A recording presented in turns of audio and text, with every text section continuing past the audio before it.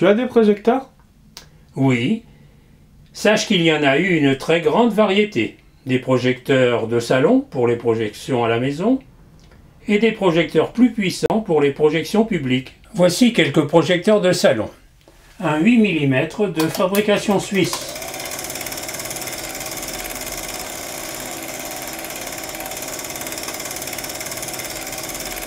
Voici un projecteur 9.5 de fabrication française.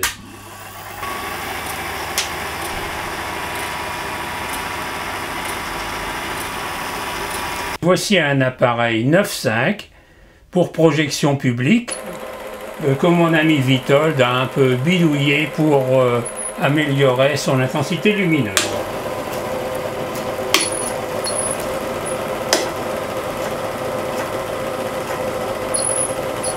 Évidemment, tous ces appareils qui ont plus de 50 ans sont très bruyants, c'est le moins qu'on puisse dire. Et voici un biformat de fabrication japonaise. Les Japonais ont fait du très bon matériel.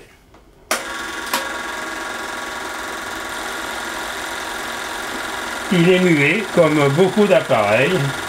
La majorité des appareils vendus étaient des appareils muets. Il y a longtemps que les films sonores existent? Oui, le premier film sonore a été tourné aux États-Unis en 1927. Voici un biformat sonore de fabrication italienne. Les Italiens aussi ont fait du très bon matériel.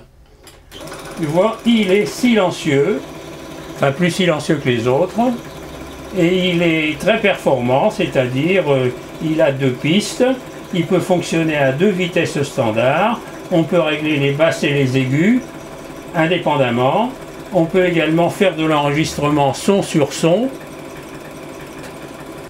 Voici un projecteur sonore Super 8. C'est également un japonais. Les Japonais ont fait du matériel vraiment fiable, du matériel de qualité. Voici la Rolls des projecteurs Super 8. C'est un appareil japonais qui a une lampe à arc qui est très puissant. Il est destiné aux projections publiques. Évidemment, la soufflerie fait du bruit, mais la mécanique, elle en fait pratiquement pas.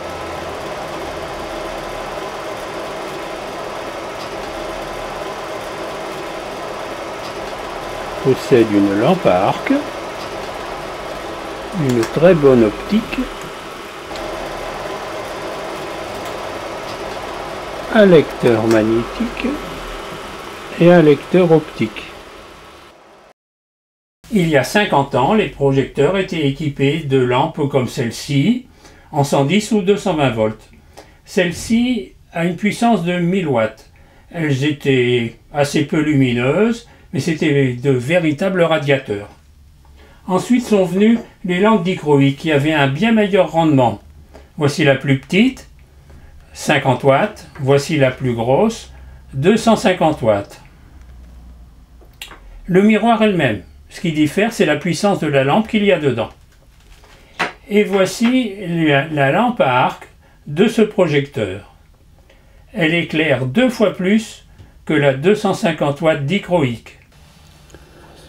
Le son est inscrit sur le film 35 mm, ici sous forme d'un filet, plus ou moins transparent et plus ou moins large. Ces variations sont lues par une cellule photoélectrique. C'est ce qu'on appelle le son optique. Ce système est utilisé pour les films 16 mm professionnels et même pour certains films d'édition Super 8. C'est quoi un film d'édition? Ce sont des copies de films commerciaux qu'on pouvait acheter ou qu'on pouvait louer pour les regarder à la maison. Pat et Baby, le cinéma chez soi. Les films d'amateurs ont aussi le son optique? Non, le son est sur une piste magnétique. Ici, tu peux voir les pistes magnétiques du film Super 8. Alors, à droite, c'est une piste principale, 0,8 mm de large, et à gauche, une piste qu'on dit de compensation, qui fait 0,4 mm de large. Certains projecteurs ne peuvent lire qu'une piste, la piste principale, d'autres projecteurs, qu'on appelle bipistes, peuvent lire les deux. Quand on tourne avec de la pellicule muette, on monte le film, et une fois monté, on lui fait mettre 1 ou 2 pistes pour pouvoir le sonoriser. Comment ça lui faire mettre des pistes? Oui, certains laboratoires se chargeaient de ce travail. Comme le résultat n'était pas toujours très bon, des cinéastes amateurs particulièrement habiles faisaient ce travail eux-mêmes. Tiens, regarde, voilà de la piste de 0,8 mm de large. Tu vois que c'est vraiment pas grand et on arrive à la coller en marge du film. Tu le faisais, toi? Moi, j'en aurais été incapable. Rendons visite à un ami qui depuis 20 ans piste mes films. Bonjour Jacques, je te présente mon petit-fils. Bonjour, monsieur. Bonjour. Qu'est-ce que tu fais? Eh bien, je dépanne un projecteur, il doit y avoir une panne dans l'alimentation et je crois que je vais devoir remplacer le pont de diode. Est-ce que tu pourrais nous montrer comment on piste un film? Ah ben, volontiers. Jacques est un des rares cinéastes amateurs dont le hobby est le dépannage et la construction d'appareils divers pour le cinéma. Tiens, regarde, ça c'est encore une de ses maquettes. Et tout ça, c'est des magnétophones de marque UR. Ce sont des appareils professionnels que les journalistes utilisaient dans les années 70-80. Nous, on les utilisait pour prendre le son lors de nos tournages. Pourquoi en a-t-il autant? Il les collectionne. Le plus grand plaisir qu'on puisse lui faire est d'en offrir un quand on en dégote un sur une braderie. Vous venez, c'est prêt. On arrive. Le film, préalablement nettoyé, est sur cette bobine. Il passe par différents galets. C'est ici que la piste va se coller sur le film. Ce miroir permet de contrôler la position de la piste, position que l'on peut régler par ce bouton. Je vais positionner la piste sur le film pour commencer l'encollage.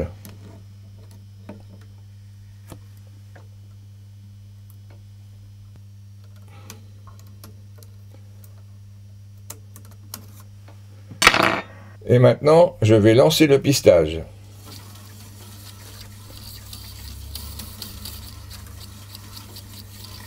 Pendant le pistage, je contrôle régulièrement la position de la piste. Est-ce que tu pourras nous montrer ton studio de tournage? Oh mais oui, pas de problème. Mathias, attention où tu mets les pieds. Dans un studio d'amateur, toujours exigu et encombré, il y a des câbles partout.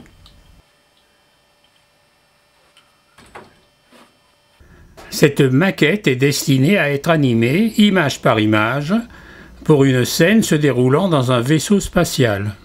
Ça, c'est un décor mobile. Il peut servir à simuler un déplacement dans un véhicule où on se trouve, ou simuler le déplacement d'un engin vu d'un point fixe. Explique-nous ça, Jacques. Un objet immobile devant le décor donnera l'impression d'avancer.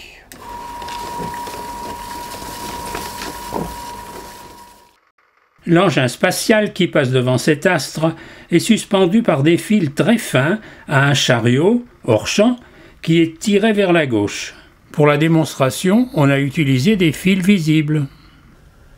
Au début des années 90, le fournisseur de pistes avait épuisé ses stocks. Il n'envisageait pas d'en refabriquer. En parlant à droite et à gauche de ce problème, j'ai fait la connaissance de M. Witold Węgrowski, un passionné de cinéma qui avait fabriqué une machine à découper de la piste de 0,8 mm dans de la bande magnétique standard. J'ai fait se rencontrer Witold Węgrowski avec Jacques Laurent et Victor Vermersch, et ils ont tous deux su fabriquer une machine semblable à celle de Witold. Voici la machine de Victor. La bande à découper se trouve sur cette bobine.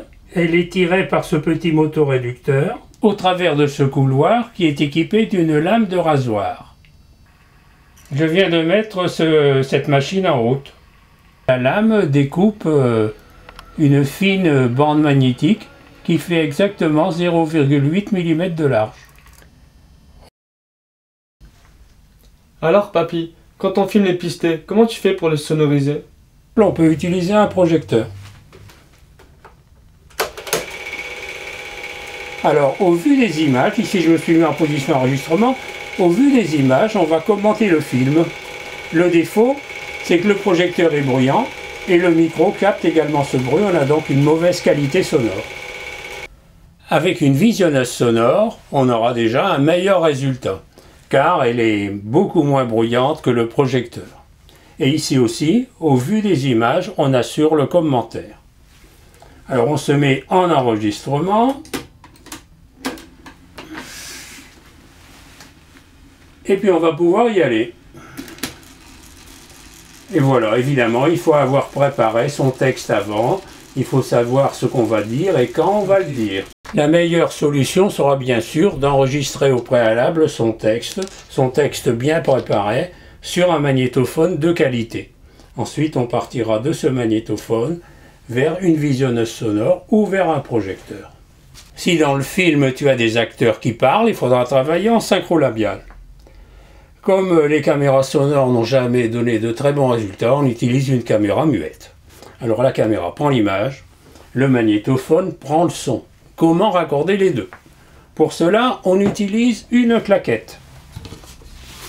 Voilà, ça c'est une claquette. Sur la claquette, on a marqué le titre du film, le numéro du plan et la prise, si c'est la première, deuxième ou troisième prise. Donc la caméra va prendre cette image et le magnétophone va enregistrer l'annonce. Fondu de ciné, troisième plan, première prise. Alors le point de synchronisation, ce sera pour le magnétophone le bruit, et pour la caméra, l'instant où la claquette est fermée. Si les dialogues sont très longs, le système précédent ne va pas convenir car on tient la synchro à peu près 30 secondes. Si les dialogues sont longs, il faut que la synchro soit maintenue d'un bout à l'autre de la conversation. Alors pour ça, on est obligé d'utiliser ce qu'on appelle un synchroniseur. C'est-à-dire que la caméra va envoyer des impulsions dans le synchroniseur qui, lui, va réguler la vitesse du magnétophone pour qu'il suive exactement la caméra. Évidemment, on ne peut pas utiliser n'importe quel magnétophone. Il faut qu'il ait été modifié pour qu'on puisse adapter dessus le synchroniseur, à savoir on lui met une cellule photoélectrique. Et il faut aussi utiliser une bande magnétique perforée au pas du film, en l'occurrence au pas du Super 8. Regarde, voici de la bande magnétique perforée au pas du Super 8. Maintenant que le film a été monté et que la bande magnétique perforée a été montée et les deux au synchronisme, on va pouvoir transférer la bande sur le film. Pour ça, on est revenu au synchroniseur, mais on a mis une cellule photoélectrique devant l'objectif du projecteur. Cette cellule va donner des impulsions au synchroniseur qui, lui, va réguler la vitesse du magnétophone pour qu'il suive exactement la vitesse du projecteur. Bon, je mets en route. Tu vois, il s'est mis en route automatiquement. Quand je vais l'arrêter, il s'arrête aussi. Quelques cinéastes amateurs avaient accès à un banc de repiquage. Viens voir. Cet appareil possède une voix film avec sa tête d'enregistrement et une voix son avec ses deux têtes de lecture. Ces potentiomètres permettent de régler les niveaux du son pendant le transfert et on peut également se fier au vumètre.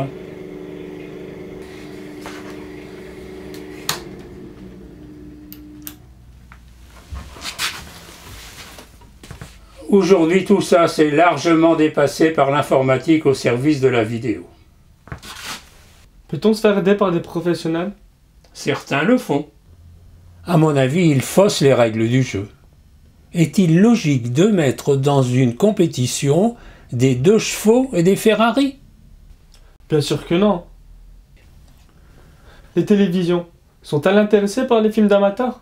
Non, absolument pas. Tu sais, les milieux de l'image professionnels sont très fermés. Tout ce qui pourrait les intéresser, ce serait des images exceptionnelles, des images qu'aucun pro n'aurait eu l'occasion de filmer. Oui, Mathias, on revoit nos films avec plaisir, ça nous rappelle des souvenirs. L'argentique est mort, vive la vidéo. Le support est changé mais l'esprit reste le même. Pour nous, amateurs rime avec amour. amour de créer des histoires en images.